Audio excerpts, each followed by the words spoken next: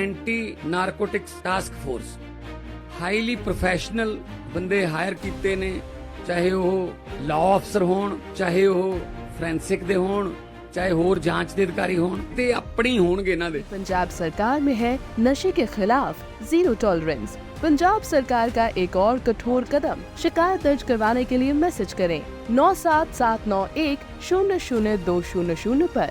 नशे के खिलाफ हमारा साथ दें। शिमला में बीजेपी विधायक रणधीर शर्मा ने सरकार को आड़े हाथ लेकर जमकर हमला बोला है।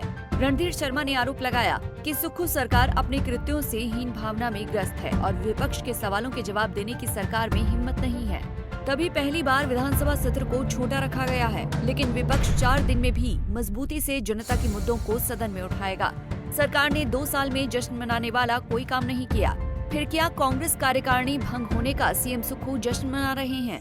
सुक्खू सरकार के 2 साल के कार्यकाल के जश्न और विधानसभा सत्र को लेकर सवाल उठाते हुए रणधीर शर्मा ने कहा कि विधानसभा अध्यक्ष का पद संवैधानिक है और उसका विपक्ष भी सम्मान करता है, लेकिन विधानसभा अध्यक्ष के बयान ठीक नहीं है। 9 विधायकों की शिकायत पर कल ही विधानसभा अध्यक्ष ने कहा है कि इस पर निर्णय आएगा। मानसून सत्र में क्यों कार्रवाई नहीं की गई, लेकिन अब जब सीपीएस मामले में सरकार के खिलाफ हाईकोर्ट का निर्णय आया है तो विधानसभा अध्यक्ष बीजेपी के 9 विधायकों पर कार्रवाई की बात कर रहे हैं। विधानसभा के अध्यक्ष अपने पद की गरिमा को बनाए रखें और सरकार की कठपुतली पद को नहीं बनाएंगे। कानून से ऊपर खुद को समझने की भूल न करें। विधानसभा अध्यक्ष अगर भाजपा के विधायकों को लेकर फैसला लेते हैं तो भाजपा हर स्तर पर उसका मुकाबला करने को तैयार है। पिछले दिनों आए अदालती निर्णयों से, चाहे वो सीपीएस के मामले में हो, चाहे वो हिमाचल भवन और टूरिज्म के होटल्स के संबंध में हो, और हिमाचल सरकार द्वारा लिए जा रहे जन विरोधी निर्णयों से,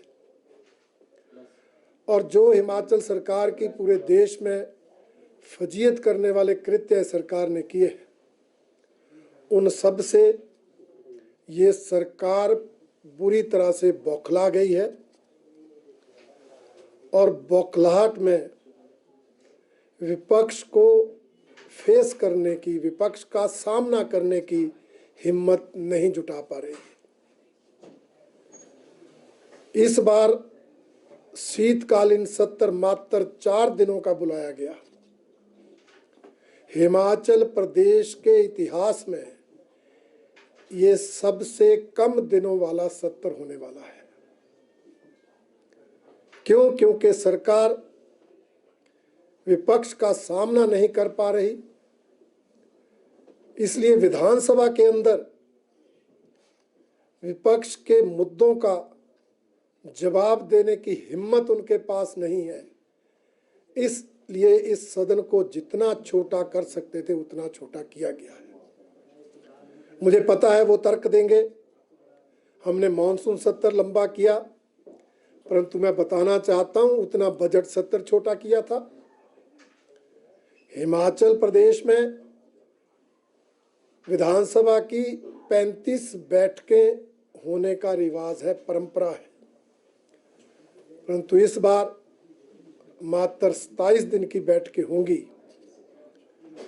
इसलिए हमारा ये मानना है कि सरकार अपने ही कृत्यों से, हीन भावना से ग्रस्त है और विपक्ष का सामना करने से घबरा रही है।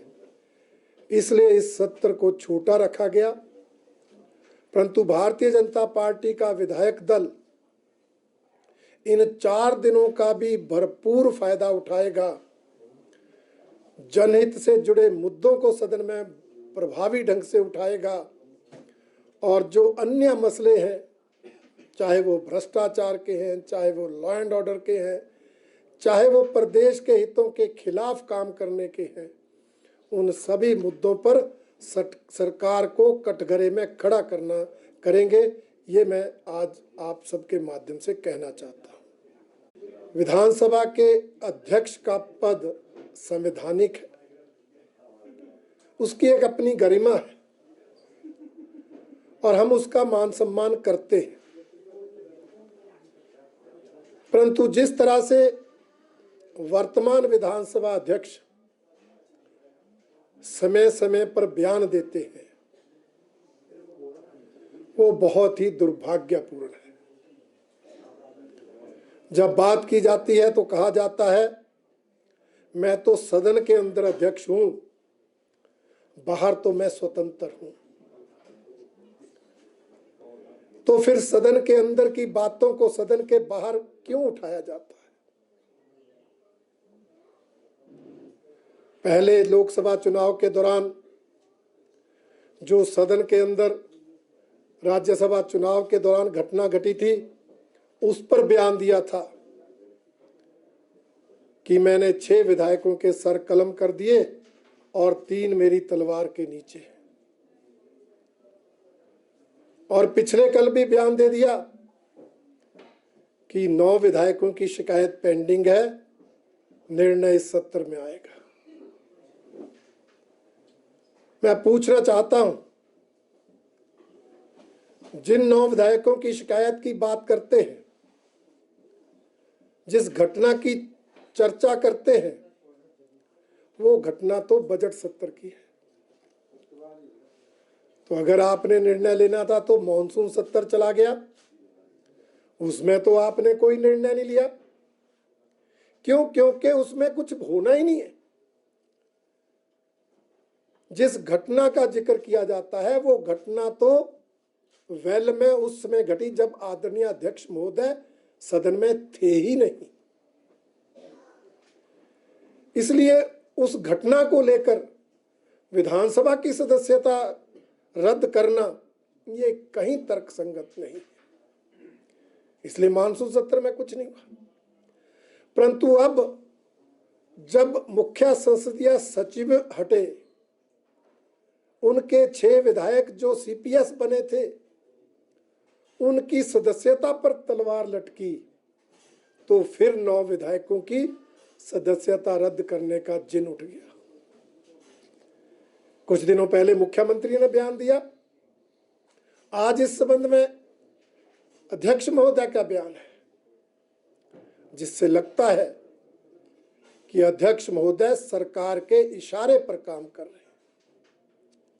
जबकि अध्यक्ष का पद निष्पक्ष रहने का पद, गर्मियापूर्ण पद है। इसलिए मैं उम्मीद करता हूं कि आदरणीय विधानसभा के अध्यक्ष महोदय अध्यक्ष पद की उस गरिमा को बनाए रखेंगे, सरकार की कठपुतली इस पद को नहीं बनने देंगे और इस तरह दबाव में आकर लोकतांत्रिक ढंग से जनता द्वारा चुने हुए विधायकों की सदस्यता रद्द नहीं करेंगे, क्योंकि कोई मामला बनता नहीं। वो कहते हैं मैं तो ऐसे फैसले लेता हूं सुप्रीम कोर्ट भी वैध करार देता है। मैं कहना चाहता हूं उनके फैसले पर सुप्रीम कोर्ट ने स्टे नहीं दिया था, कोई फैसला नहीं सुनाया था। कानूनन उनका फैसला सही था नहीं था इस पर निर्णय नहीं था। वो तो क्योंकि चुनाव आयोग ने विधानसभा के उपचुनाव घोषित कर दिए थे, इसलिए उन विधायकों ने केस वापस ले लिया जब स्टे नहीं।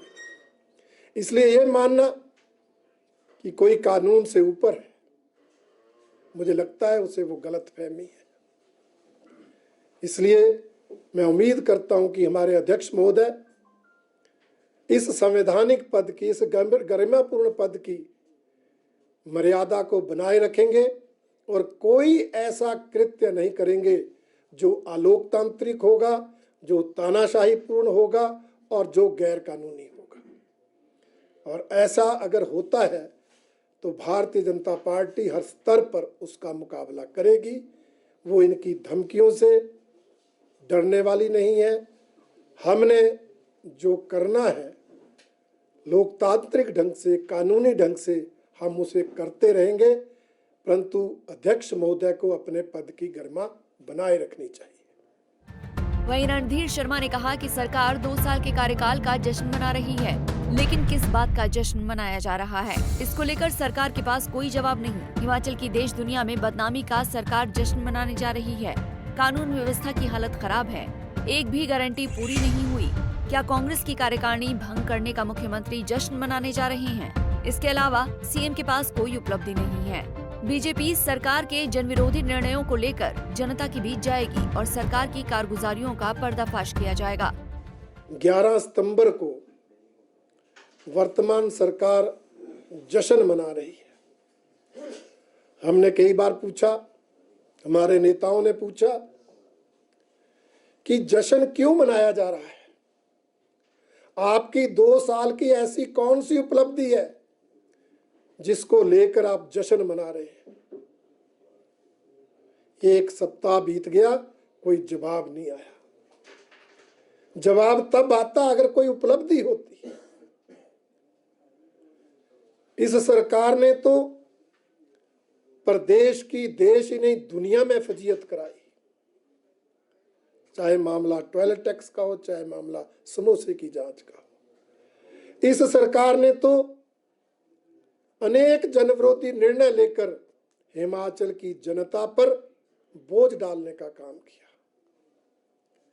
ये सरकार तो जनता को बरगलाने वाली, झूठ बोलकर गुमराह करने वाली सरकार साबित हुई है, क्योंकि जिन गारंटियों को लेकर सत्ता में आए थे, सत्ता में आने के बाद उनको भूल गए, उनको पूरा नहीं किया। कानून व्यवस्था लगातार बिगड़ती जा रही है। आपने 2 साल सीपीएस के पदों को बचाने के लिए करोड़ों रुपए सीनियर एडवोकेट्स पर खर्च कर दिए। ऐसे अनेक मुद्दे हैं, परंतु जश्न मनाने के लिए कोई मुद्दा नहीं है। और मुझे लगता है कि शायद सरकार जश्न इसलिए मना रही है, मुख्यमंत्री जी जश्न इसलिए मना रहे हैं कि उनकी बात मानते हुए हाईकमांड ने कांग्रेस पार्टी की कार्यकारिणियों को भंग कर दिया। ये एक सुखद बात शायद मुख्यमंत्री जी के लिए है, जिसको लेकर वो जश्न मना रहे हैं। अन्य कोई कारण जश्न मनाने का नहीं है। और भारतीय जनता पार्टी इस दौरान सरकार को जनता के बीच बेनकाब करेगी। अलग अलग ढंग से, अलग अलग तरह के कार्यक्रम आयोजित करके हम सरकार की नाकामयाबियों को, सरकार के भ्रष्टाचार के काले कारनामों को, सरकार के जनविरोधी निर्णयों को, सरकार के जग हसाई वाले निर्णयों को लेकर इस दौरान भी जनता के बीच सरकार को बेनकाब करने का काम करेगी। उसके लिए पार्टी ने कमेटी गठित की है। जल्दी उसका कार्यक्रम आगे आएगा और सरकार को कटघरे में खड़ा करने का काम भारतीय जनता पार्टी करेगी। पंजाब केसरी टीवी के लिए शिमला से योगराज शर्मा की रिपोर्ट।